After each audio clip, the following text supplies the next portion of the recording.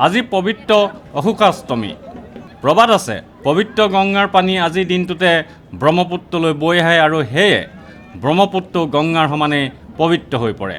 ভক্তগণে আজিৰ দিনটোত ব্ৰহ্মপুত্ৰত স্নান কৰিলে গংগাত স্নান কৰাৰ সমানে পুণ্য লাভ কৰে। সেয়ে আজি ভক্তসকলে ব্ৰহ্মপুত্ৰত স্নান কৰি নিজৰ পাপ মোচন কৰে। আন এক প্ৰবাদ মতে মাতৃ হত্যাকাৰী পৰশুৰামে নিজৰ পাপ মোচনৰ বাবে আজিৰ দিনটোতে ব্ৰহ্মকুণ্ড খানি ব্ৰহ্মপুত্ৰ নদৰ সৃষ্টি কৰিছিল।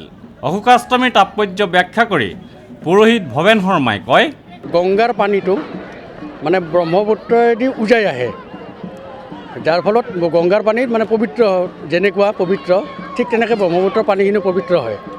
গতিকে পবিত্ৰ হ'বলৈ কি মানুহখিনি এনেকৈ ভাবে যে আজিৰ দিনটোত তাৰমানে ইয়াতে গা ধুলে আমাৰ পুণ্য হ'ব, তেনেকৈ ভাবে। আৰু বহুতে ধৰক তেনেকৈ আহে মানে কি অস্থি সদন মানে অতাবলৈ আহে ইয়াতে।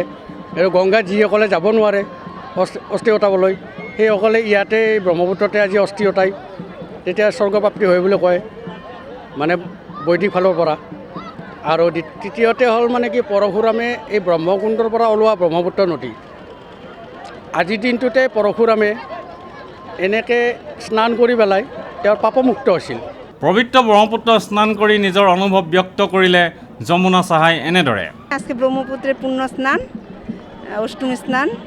ব্রহ্মপুত্র 12 মাস গঙ্গা থাকে না, আজকের দিনেই এই তিথিতে গঙ্গা হয়। পরশুরাম মাতৃ হত্যা করেছিলেন, তখন তার কুড়ালটা হাতে লেগে গেছিলো, তখন বলছিল যে এই পুণ্য স্নানে যদি স্নান করতে পারে তাহলে তার হাতের কুড়াল ছাড়বে। তখন পরশুরাম এই অষ্টমী তিথিতে স্নান করছিলেন, স্নান করাতে তার হাতের কুড়ালটা ছাড়ছিল।